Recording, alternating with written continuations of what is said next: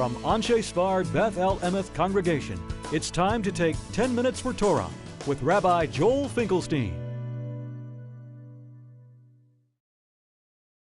Welcome to our discussion of Parshat Beshalach, God power. If we look at Parshat Beshalach, we have many uses of the Mateh Elokim, the staff of God. The same staff that was used for the Eser Makot, for the 10 plagues, is the same staff that's used in this parsha. Although it's not mentioned explicitly, it's implicit that at the Yam, at the splitting of the sea, he lifted the staff. It's explicit that it's that very staff which he used to bring the water forth from the rock when he was supposed to, the story in our parsha where he was supposed to hit the rock and he hit the rock and the water came out, as opposed to the other story we're all familiar with at the end of his life, where he was not supposed to hit the rock. This was with that staff. And when he went up on the mountain to support the troops as they fought against Amalek, he took the Mateh Elokim biado, and he took the staff of God, that staff with him.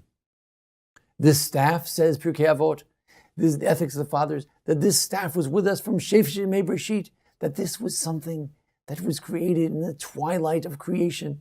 It's not part of nature. It's not part of some other world. It's not outside the world.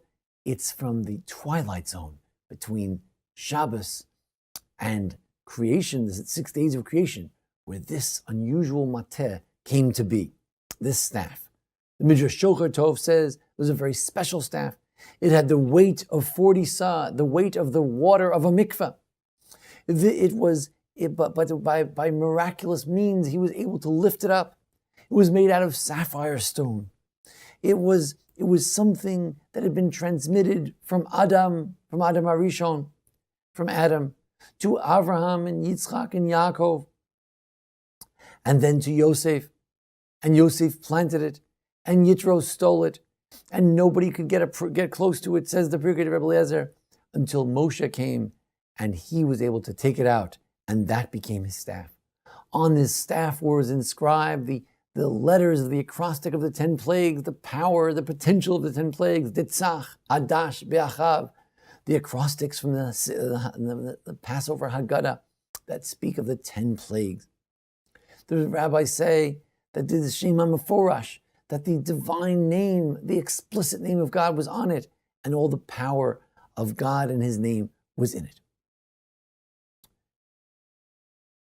The Midrash Lekach Tov says that it was so heavy that it had to be carried by miracle. It was able to carry itself. You didn't have to carry it, it carried itself.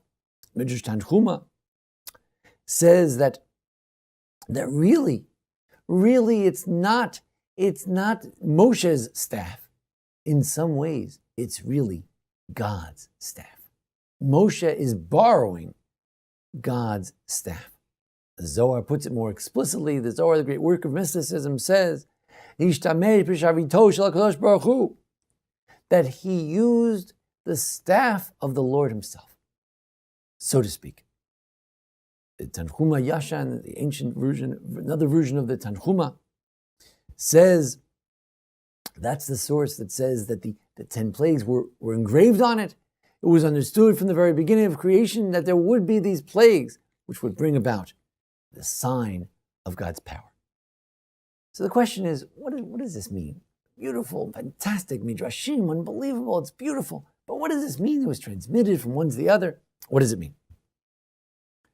There is an idea that the human being can be the expression of all of the greatness of God. The human being is not God, and never will be. But the human being, potentially, the way he was created with Adam's case, he had many characteristics of the way we experience God. One characteristic of God is malchut, the idea of authority. A human being can carry authority. President Obama was inaugurated today. He has authority. That authority comes from God. It's a reflection of something that only God has. But the human being is also capable of authority, of carrying that staff of leadership. But Adam HaRishon was one of the only ones who had it. He lost it, but he gave it to Avram, Yitzchak, and Yaakov. They had that kind of moral authority that they stood with the malchus, the kingship of God. And the people said to Avram, Nasi Elokim atah b'tochenu. Wow, you are a prince of God. They wanted Yitzchak to stay with them. They saw that he had a special quality. Yaakov came to Egypt. The Nile came to greet him. Yosef, he had that malchus, he had that power. And now Moshe as well.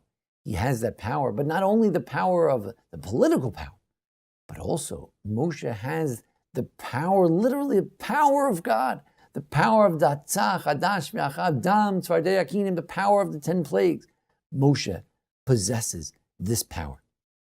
A medrash, Kabbalistic medrash called the Osios to Rabbi Akiva, letters of Rabbi Akiva, says that one day God will give to every single tzaddik, called tzaddik v'tzaddik, Sharvito shel Eish, Sharvit shel Eish, a wand, a staff of majesty made of fire, coming from the staff of God, which has fire. Meaning that every human being potentially can grab hold of this staff representing grandeur that is inherent potentially in every human being. And therefore, not a surprise that the Medrash says, Atid shi'isenu melech HaMashiach, that the Melech HaMashiach, one day he will carry that staff. Here the meaning is clear. What is the Mashiach? Mashiach is someone who is going to restore the moral authority in this world. And he's going to have that. He's going to have it in the greatest sense. He will be a leader over all of the world.